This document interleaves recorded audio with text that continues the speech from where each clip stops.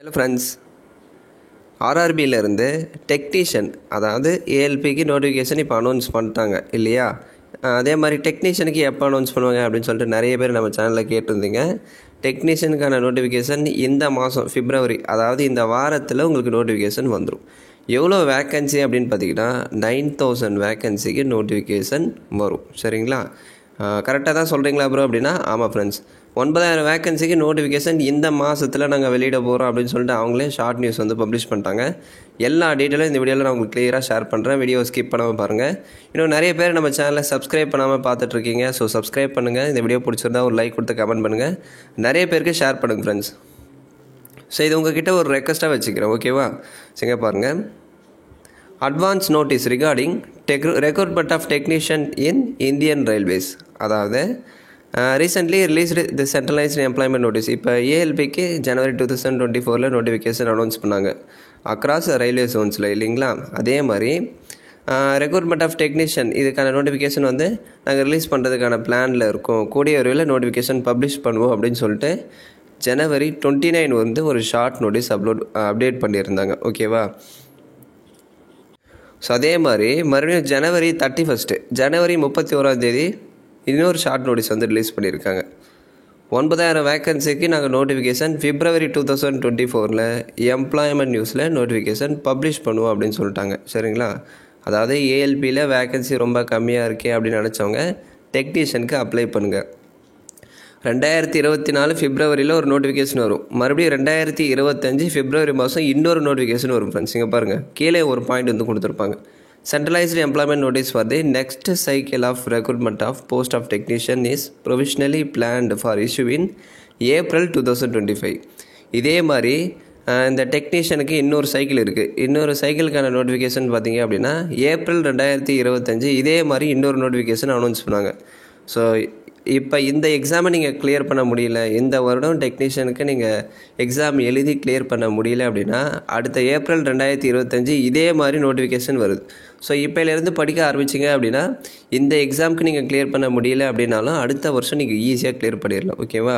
So இந்த வருஷமும் technician announce பண்ணுறாங்க. அடுத்த வருஷம் ஏப்ரல் 2025 இதே மாதிரி டெக்னீஷியன் நோட்டிஃபிகேஷன் அனௌன்ஸ் பண்ணுறாங்க. அவங்களே சொல்லிட்டாங்க. சரிங்களா? இது அஃபிஷியல் தான், ஃபேக்கெல்லாம் இல்லை. இந்த பிடிஎஃப் தேவைப்பட்டால் டெலகிராமில் இருக்கும், அதில் ஜாயின் பண்ணி நீங்கள் எடுத்துக்கலாம்.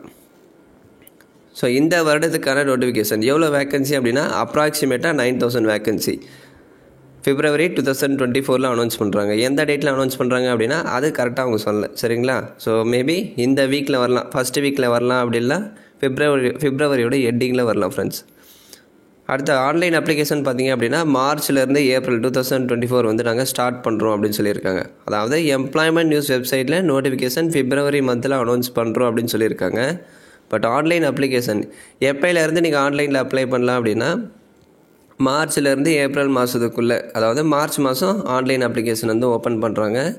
ஏப்ரல் மாதத்துக்குள்ளே நீங்கள் அப்ளை பண்ணி முடிச்சிடணும். டேட்லாம் இதில் மென்ஷன் பண்ணல, ஜஸ்ட்டு இந்த மந்தில் நாங்கள் அனௌன்ஸ் பண்ணுவோம் அப்படின்னு சொல்லிட்டு அவங்க ஷார்ட்டாக சொல்லியிருக்காங்க. அடுத்த செலெக்ஷனில் அதே மாதிரி ஏஎல்பிக்கு எப்படி இருந்ததோ அதே மாதிரி தான் ஃப்ரெண்ட்ஸ். கம்ப்யூட்டர் பேஸ்டு எக்ஸாமினேஷன் இருக்கும். அது வந்து அக்டோபர் அண்ட் டிசம்பர் 2024, அதாவது அக்டோபர்லேருந்து டிசம்பர் இந்த இடைப்பட்ட மாதத்துக்குள்ளே எக்ஸாம் வந்து நாங்கள் கண்டக்ட் பண்ணுவோம் அப்படின்னு சொல்லியிருக்காங்க. பிட்வீன் அக்டோபர் அண்ட் டிசம்பர் 2024 அந்த இடைப்பட்ட மாதத்தில் எக்ஸாம் வந்து கண்டக்ட் பண்ணலாம். அடுத்து டாக்குமெண்ட் வெரிஃபிகேஷன் பாருங்கள். பிப்ரவரி 2025 தான் டாக்குமெண்ட் வெரிஃபிகேஷன் வந்து கண்டக்ட் பண்ணுவாங்க. ஸோ இதில் அப்டேட்ஸ் எல்லாமே இருக்கும், நீங்கள் செக் பண்ணிக்கோங்க. இப்போ நான் சொல்கிற பிடிஎஃப் எல்லாமே டெலகிராமில் இருக்கும். டெலகிராமில் ஜாயின் பண்ணி இந்த பிடிஎஃப் நீங்கள் எடுத்துக்கலாம். டெலகிராம் சேனல் லிங்க்கு டிஸ்கிரிப்ஷனில் கொடுத்துருக்கேன், ஓகேவா? அடுத்ததான் லாஸ்ட்டாக இந்த பாயிண்ட் வந்து சொல்லியிருக்காங்க, ப்ளீஸ் நோட் அப்படின்னு சொல்லிட்டு. பிப்ரவரி, அதாவது அடுத்த சைக்கிளுக்கான டெக்னீஷியன் நோட்டிஃபிகேஷன் 2025 ஏப்ரல் மாதம் வந்து நாங்கள் இன்னொரு சைக்கிளுக்கான நோட்டிஃபிகேஷன் ரிலீஸ் பண்ணுறதுக்கான பிளானில் இருக்கும் அப்படின்னு சொல்லியிருக்காங்க. இப்போ ஒரு நோட்டிஃபிகேஷன் ரிலீஸ் பண்ணுறாங்க. 2024 நோட்டிஃபிகேஷன் பிப்ரவரியில் எம்ப்ளாய்மெண்ட் நியூஸ் வந்து அதாவது எம்ப்ளாய்மெண்ட் நியூஸ் வெப்சைட்டில் அந்த நோட்டிஃபிகேஷன் வந்து அனௌன்ஸ் பண்ணுறாங்க. மார்ச் மாதம் வந்து ஆன்லைன் அப்ளிகேஷன் ஸ்டார்ட் பண்ணுவோம் அப்படின்னு சொல்லியிருக்காங்க. அதே மாதிரி ஏப்ரல் 2025 அடுத்த சைக்கிளுக்கான டெக்னீஷியன் நோட்டிஃபிகேஷன் அனௌன்ஸ் பண்ணுவோம் அப்படின்னு சொல்லியிருக்காங்க. அந்த பிளான்லேயும் இருக்காங்க. Is provisionally planned for issue in April 2025. சரிங்களா? ஸோ இதுக்கு படிக்கிறவங்க தாராளமாக நீங்கள் படிக்கலாம். ஒரு சில பேர் கேட்டிருந்தீங்க, ப்ரோ நான் டெக்னீஷியனுக்கு ப்ரிப்பேர் பண்ணிகிட்ருக்கேன், எங்கள் ஃப்ரெண்ட்ஸ் எல்லாம் குரூப்பாக சேர்த்து நாங்கள் படிச்சுட்ருக்கோம், ஸோ நாங்கள் படிக்கலாமா அப்படின்னு கேட்டிருந்தீங்க. தாராளமாக படிங்க. நீங்கள் எதிர்பார்த்த வேக்கன்சி 9000 வேக்கன்சிக்கு நோட்டிஃபிகேஷன் கட்டாயம் அனௌன்ஸ் பண்ணுவாங்க. ஒரு சூப்பரான சான்ஸ். கண்டிப்பாக எக்ஸாம் கிளியர் பண்ணுங்கள். கோச்சிங் கிளாஸஸ் போகிறவங்க தாராளமாக நீங்கள் போகலாம் ஃப்ரெண்ட்ஸ். ஸோ அடுத்து இன்னொரு இம்பார்ட்டண்ட்டான விஷயம், தயவு செஞ்சு வீடியோவை ஸ்கிப் பண்ணாமல் எண்டிங் வரையும் பாருங்கள். நிறைய விஷயத்த இந்த வீடியோவில் நான் ஷேர் பண்ணியிருக்கேன். இப்போ ஏஎல்பிக்கு நோட்டிஃபிகேஷன் அனௌன்ஸ் பண்ணாங்க இல்லையா, அதில் ஏஜ் லிமிட் என்ன சொல்லியிருந்தாங்க, 18லேருந்து 28 வயசுக்குள்ளே இருந்தால் நீங்கள் அப்ளை பண்ணிக்கலாம். அதாவது நீங்கள் பொது பிரிவினராக இருக்கீங்க அப்படின்னா 18லேருந்து 28 வயசுக்குள்ளே இருக்கணும் அப்படின்னு சொல்லியிருந்தாங்க இல்லையா. இப்போ அந்த ஏஜ் ரிலாக்ஸேஷனை இன்க்ரீஸ் பண்ணியிருக்காங்க. அதாவது இந்த முறை பார்த்திங்க அப்படின்னா வேக்கன்சியை நாங்கள் கம்மியாக தான் கொடுத்துருக்கோம், ஸோ இந்த சான்ஸை நீங்கள் மிஸ் பண்ணக்கூடாது அப்படின்னு சொல்லிட்டு கோவிட் ஏஜ் ரிலாக்ஸேஷன் வந்து கொடுத்துருக்காங்க. சரிங்களா. 18லேருந்து 33 வயசு வரை நீங்கள் அப்ளை பண்ணிக்கலாம். 1/7/2024 இந்த தேதிப்படி 18லேருந்து 33 வயசுக்குள்ளே இருக்கீங்க அப்படின்னா நீங்கள் அப்ளை பண்ணலாம். ஜென்ரல் கேட்டகிரி, ஓகேவா. ஸோ நீங்கள் எஸ்சி எஸ்டி ஓபிசி பிரிவினராக இருக்கீங்க அப்படின்னா அதை தாண்டி உங்களுக்கு ஏஜ் ரிலாக்ஸேஷன் இருக்கும். ஸோ அதை யூஸ் பண்ணி நீங்கள் அப்ளை பண்ணலாம். ஜென்ரல் அண்ட் இடபிள்யூஎஸ் கேட்டகிரியாக இருக்கீங்க அப்படின்னா 18லேருந்து 33 வயது வரை நீங்கள் அப்ளை பண்ணிக்கலாம். ஓபிசி எஸ்சி எஸ்டி ஜென்ரல் கேட்டகிரியில் அப்ளை பண்ணுறீங்க அப்படின்னா ஏஜ் ரிலாக்ஸேஷன் இல்லை ஃப்ரெண்ட்ஸ். அதை அவங்க கிளியராக சொல்லிட்டாங்க. இங்கே பாருங்கள், SC ST OBC applying against your vacancies will not got any age relaxation. SC ST OBC பிரிவினராக இருந்து உங்கள் கேட்டகிரியில் அப்ளை பண்ணாமல் ஜென்ரல் கேட்டகிரியில் அப்ளை பண்ணுறீங்க அப்படின்னா ஏஜ் ரிலாக்ஸேஷன் கிடையாது. சரிங்களா. அதை தான் இந்த பாயிண்டில் காமிச்சிருப்பாங்க. அதையும் கிளியராக செக் பண்ணிக்கோங்க. ஸோ அடுத்து இன்னொரு முக்கியமான அப்டேட், ஏஎல்பி நோட்டிஃபிகேஷன் இப்போ அனௌன்ஸ் பண்ணிட்டாங்க. February 19ஆம் தேதி லாஸ்ட் டேட்டாக வந்து கொடுத்துருக்காங்க இல்லையா. இந்த நிலையில் கம்ப்யூட்டர் பேஸ்ட் எக்ஸாமினேஷனுக்கான டேட்டு மந்த்து வந்து அனௌன்ஸ் பண்ணியிருக்காங்க. CBT 1 CBT 2க்கான எக்ஸாம் எந்த மந்தில் நாங்கள் கண்டக்ட் பண்ணுவோம் அப்படின்னு சொல்லியிருக்காங்க. கம்ப்யூட்டர் பேஸ்டு எக்ஸாம் 1 இது பார்த்திங்க அப்படின்னா ஜூன்லேருந்து ஆகஸ்ட் 2024க்குள்ளே கண்டக்ட் பண்ணுவோம் அப்படின்னு சொல்லியிருக்காங்க. டேட் உங்களுக்கு அனௌன்ஸ் பண்ணுவாங்க. அனௌன்ஸ் பண்ணும்போது நம்ம சேனலில் கண்டிப்பாக இன்ஃபார்ம் பண்ணுறேன். அதே மாதிரி செகண்ட் CBT பார்த்திங்க அப்படின்னா செப்டம்பரில் கண்டக்ட் பண்ணுவோம் அப்படின்னு சொல்லியிருக்காங்க. அடுத்து ஆப்டிடியூட் டெஸ்ட் இருக்கும் இல்லைங்களா, அது வந்து நவம்பரில் கண்டக்ட் பண்ணுறாங்க அப்படின்னு சொல்லியிருக்காங்க. ஆப்டிடியூட் டெஸ்ட்டில் அதாவது ஆப்டிடியூட் டெஸ்ட்டில் ஷார்ட் லிஸ்ட் ஆகி டாக்குமெண்ட் வெரிஃபிகேஷன் வந்து கண்டக்ட் பண்ணுவாங்க. அந்த டாக்குமெண்ட் வெரிஃபிகேஷன் பார்த்திங்க அப்படின்னா உங்களுக்கு நவம்பர்லேருந்து டிசம்பர் 2024 டாக்குமெண்ட் வெரிஃபிகேஷன் கண்டக்ட் பண்ணுவோம் அப்படின்னு சொல்லிட்டு கொடுத்துருக்காங்க. அதே மாதிரி ஏஎல்பி அடுத்த சைக்கிளுக்கான நோட்டிஃபிகேஷன் ஜனவரி 2025 அனௌன்ஸ் பண்ண போகிறாங்க. இப்போ டெக்னீஷியனுக்கு வந்து ஏப்ரல் 2025 இன்னொரு நோட்டிஃபிகேஷன் அனௌன்ஸ் பண்ணுவோம் அப்படின்னு சொல்லிட்டு கொடுத்துருந்தாங்க இல்லையா. அதே மாதிரி ஏஎல்பி அசிஸ்டன்ட் லோகோ பைலட்கான வேகன்சிஸ் பார்த்திங்க அப்படின்னா அடுத்த வருடம் ஜனவரி 2025 இதே மாதிரி இன்னொரு நோட்டிஃபிகேஷனும் அனௌன்ஸ் பண்ணுறாங்க. ஸோ இதில் வந்து என்னால் எக்ஸாம் கிளியர் பண்ண முடியல, சரியாக ப்ரிப்பேர் பண்ண முடியல அப்படின்றவங்க அடுத்த வருஷம் டெக்னீஷியனு ஏஎல்பி இந்த 2 நோட்டிஃபிகேஷனும் இன்னொரு முறை அனௌன்ஸ் பண்ணுறாங்க. அதில் வந்து நீங்கள் எக்ஸாம் ஈஸியாக கிளியர் பண்ணிடலாம்.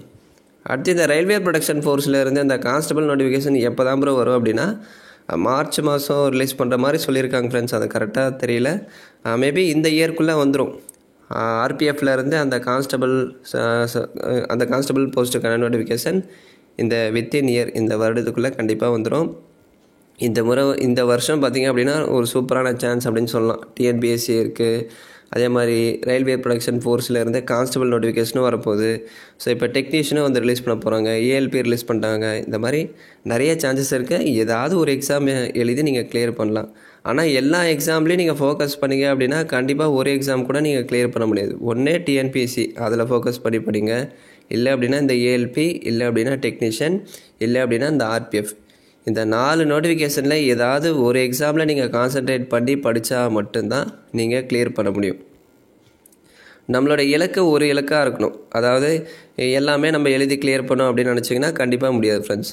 அதுக்காக முன்கூட்டியே படிக்கிறவங்க வேணால் அதை நம்ம ட்ரை பண்ணலாம். இப்போ தான் நான் படிக்க போகிறேன், எந்த எக்ஸாம் எனக்கு ஈஸியாக இருக்கும் அப்படின்னா அது உங்களுக்கே தெரியும். இப்போ நீங்கள் 10th பேசிஸ்லேருந்து ஸ்டார்ட் பண்ணுங்கள். அப்படி பார்த்தீங்க அப்படின்னா உங்களுக்கு டிஎன்பிஎஸ்சி ஓரளவு ஈஸியாக இருக்கும். அதுக்கு ட்ரை பண்ணுங்கள். அப்படி இல்லை நான் ஏஎல்பியாக தான் ஆகணும், எனக்கு வந்து இந்த ரெக்ரூட்மெண்ட் தான் பிடிக்கும், எனக்கு ஏஎல்பி வேக்கன்சிஸ்க்கு தான் நான் ரொம்ப நாள் வெயிட் பண்ணிகிட்டு இருந்தேன் அப்படின்னா நீங்கள் ஏஎல்பிக்கு வந்து ட்ரை பண்ணலாம். ஸோ ஏதாவது ஒரு நோட்டிஃபிகேஷனுக்கு அப்ளை பண்ணி அதுக்கு மட்டுமே படிங்க ஃப்ரெண்ட்ஸ். ஸோ அப்போ தான் உங்கள் கான்சன்ட்ரேஷன் வந்து டைவெர்ட் ஆகாது, ஏதாவது ஒரு இலக்காக இருக்கணும். ஸோ அப்புறம் இன்னொரு விஷயம் ஃப்ரெண்ட்ஸ், டிஎன்பிஎஸ்சி நோட்டிஃபிகேஷன் இப்போ ரிலீஸ் பண்ணிட்டாங்க இல்லையா. ஸோ நான் நோட்டிஃபிகேஷன் அப்லோட் பண்ணியிருப்பேன், கொஞ்சம் ஒர்க் இருந்துச்சு அதனால் அப்லோட் பண்ண முடியல. 6000 வேக்கன்சி கொடுத்துருக்காங்க. ஃபாரஸ்ட்டு கார்டு கொடுத்துருக்காங்க. ஃபாரஸ்ட்டு கார்டுக்கு பார்த்தீங்க அப்படின்னா நீங்கள் 10th பாஸ் பண்ணியிருக்கீங்கன்னா அப்ளை பண்ண முடியாது, 12th பாஸ் பண்ணியிருக்கணும், ப்ளஸ் அந்த ஐடி வெயிட் இதெல்லாமே கரெக்டாக இருக்கணும். ஏன் அப்படின்னா ஃபாரஸ்ட் கார்டுக்கு மட்டும் ஃபிசிக்கல் எக்ஸாம் வந்து கண்டக்ட் பண்ணுவாங்க.